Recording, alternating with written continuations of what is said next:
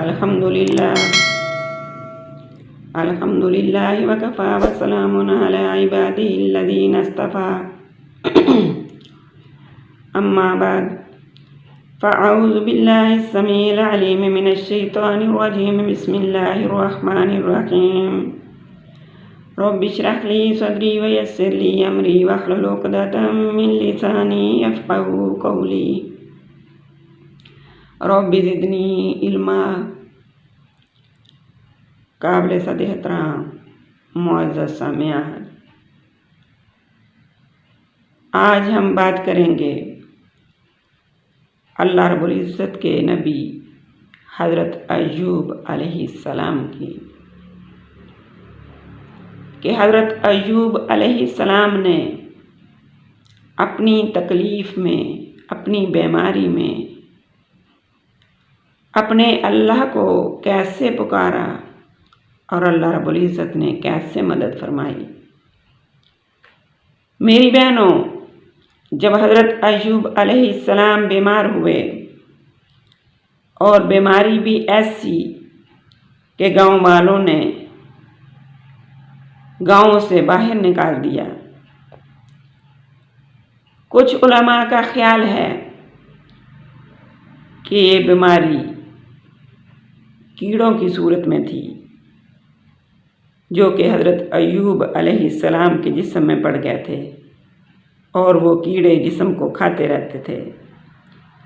लेकिन हम कहते हैं कि जब हमारा अकीदा और नज़रिया ये है कि पैगंबर अलैहिस्सलाम के जिस्म को वफ़ात के बाद भी कीड़े नहीं खा सकते और अल्लाह रब्बुल इज़्ज़त उस जिस्म को महफूज रखता है, तो फिर ये कैसे हो सकता है कि ज़िंदा पैगंबर के जिस्म को कीड़े खाएं। कुरान और हदीस जब इस बीमारी की तफसील और वजाहत नहीं कर रहे तो हमें अपने तौर पर मेरी बहनों बीमारी का तअय्युन नहीं करना चाहिए। बस कोई बीमारी थी जो अल्लाह रब्बुल इज़्ज़त के इस साबिर पैगंबर को लग गई थी। अब हज़रत अय्यूब अलैहिस्सलाम गाँव से बाहर जंगल में हैं। सिर्फ एक बीवी है जो गाँव से रोटी मांग कर लाती है और अपने खामद को खिलाती है। अल्लाह अकबर, इम्तहान और आजमाइश मकसूद थी, इसलिए बीमारी में खिदमत करने वाली औलाद को अल्लाह ताला ने पहले ही अपने पास बुला लिया। पैगंबर को औलाद की जुदाई का सदमा भी उठाना पड़ा और अपनी जान पर बनी हुई है। लेकिन 18 साल तकलीफ़ और बीमारी, दुख और मुसीबत में अल्लाह का साबिर पैगंबर एक दिन भी अपने खालिक से शिकवा शिकायत नहीं करता, ना घबराता है, ना वावैला मचाता है, बल्कि बड़े सब्र से हर दुख झेल रहा है, हर मुसीबत बर्दाश्त कर रहा है। फिर एक रोज़ शैतान ने अपना जाल बिछाया, उनकी बीवी के रास्ते में बैठ गया। जिन्नात इंसानी सूरत में उसके गिरदा गिर्द इकट्ठे हो गए। एक रौनक सी लग गई, मेला सा लग गया, यूं लगता किसी मज़ार पर उर्स लगा हुआ है। खुद इब्लीस शैतान एक नौरानी बुजुर्ग की सूरत में बैठ गया और जिन्नात मुरीदों की तरह चारों तरफ बैठ गए। हज़रत अय्यूब अलैहिस्सलाम की बीवी ने यह मंजर देखा, हैरान हो गई कि मैं तो रोज़ाना यहाँ से गुज़र कर जाती हूँ, लेकिन यहाँ कोई शख्स भी नहीं होता और आज लोगों का ये जमघटा। ये भी करीब गई और क्या देखा कि मुसीबत ज़दा मुद्दतों के बीमार उस बुज़ुर्ग के पास आए हैं, अपनी इल्तिजा पेश करते हैं और वो बुज़ुर्ग छू करता है और बीमार फ़ौरन तंदुरुस्त हो जाता है। जिन्नात मसनूई बीमार बनकर आते थे और ये सब कुछ हज़रत अय्यूब अलैहिस्सलाम की बीवी को वरगलाने के लिए मकरो फ़रेब कर रहे थे। उसने देखा तो ये और करीब आई और कहा, बाबा, मेरा खामद है, 18 साल से बीमार है, चलने फिरने से आजिज़ है। तू बड़ा पहुँचा हुआ बुजुर्ग लग रहा है। तेरी छू में बड़ी तासीर है, तेरे हाथ में बड़ी बरकत है। तू मेरे खामद के लिए क्या कुछ कर सकता है।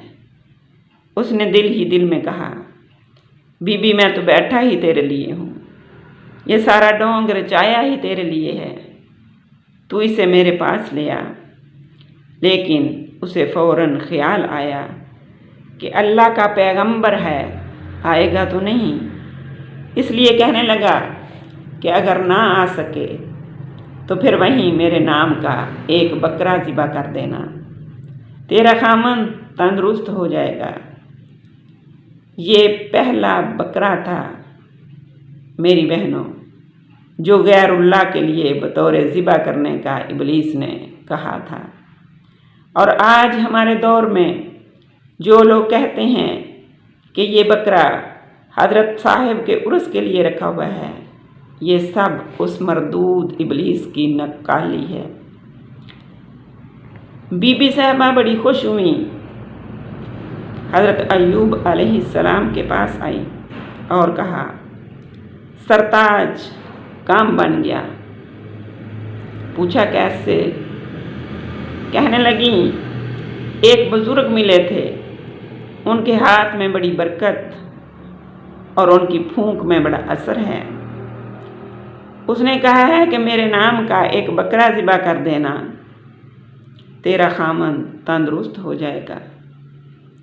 हज़रत अय्यूब अलैहिस्सलाम ने सुना तो उनके पांव तले से ज़मीन निकल गई कि नौबत यहाँ तक आ गई।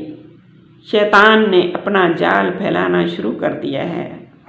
अब हज़रत अय्यूब अलैहिस्सलाम ने अपने खालिक़ कायनात को पुकारा। अल्लाह रब्बुल इज़्ज़त ने हज़रत अय्यूब अलैहिस्सलाम की इस पुकार को कुरान मुक़द्दस में यूँ ज़िक्र फरमाया, व अय्यूब इज़ नादा रब्बहू अन्नी मस्सनियज़्ज़ुर्रु व अंत अरहमुर राहिमीन।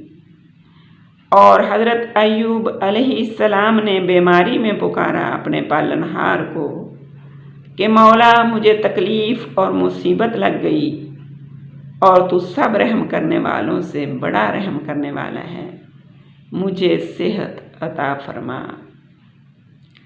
मेरी बहनों, हमें क्या मालूम हुआ कि बीमारी और दुख में अगर इंसान घिर जाए तो दरबारों, मीज़ारों, कब्रों, आस्तानों और ताज़ियों पर नज़रें चढ़ाकर शिफा नहीं मांगनी। किसी कब्र के लिए गीटे और पत्थर, किसी कब्र के गीटे और पत्थर लेकर बदन पर नहीं मलने, कब्रों, मीज़ारों की खाक और मट्टी नहीं चाटनी, किसी नबी, वली, पीर, पैगंबर, किसी जिंदा या मुर्दा को गायबाना नहीं पुकारना। हज़रत अय्यूब अलैहिस्सलाम की तरह सिर्फ़ अल्लाह ही को पुकारना है, क्योंकि जब बीमारी देने वाला वही है तो फिर शिफा देने वाला भी वही है। अल्लाह के सिवा किसी और के हाथ में शिफा नहीं है। हज़रत अय्यूब कभी बीमार ना होते और नेक बंदों पर कभी तकलीफ़ और मुसीबत ही ना आती अगर अल्लाह ना चाहता। हज़रत अय्यूब अलैहिस्सलाम बीमार हुए तो अल्लाह को पुकार कर साबित किया, लोगों, तुम भी जब बीमार हो जाओ और किसी बीमारी, तकलीफ़ और मुसीबत में घिर जाओ तो मेरी तरह बग़ैर किसी वास्ता और वसीला के अल्लाह ही को पुकारना, इसलिए कि अल्लाह के सिवा पुकारों का सुनने वाला कोई नहीं और सुनकर मुसीबत को दूर करने वाला भी कोई नहीं। मेरी मुअज़्ज़ज़ सामियात, हज़रत अय्यूब अलैहिस्सलाम के इस वाक़या से साबित हुआ और सबक मिला कि कौली इबादत के लायक भी सिर्फ़ और सिर्फ़ अल्लाह ही है और कोई नहीं। इसलिए हमें भी अपनी हर मुसीबत, हर बीमारी, हर तकलीफ़ में अपने अल्लाह ही को पुकारना चाहिए। अल्लाह रब्बुल इज़्ज़त हमें शैतान और उसकी चालों से अपनी पनाह में रखे। अल्लाह रब्बुल इज़्ज़त अमल की तौफ़ीक़ अता फ़रमाए। वमा अलैना इल्लल बलागुल मुबीन। सदक़ल्लाहुल अज़ीम।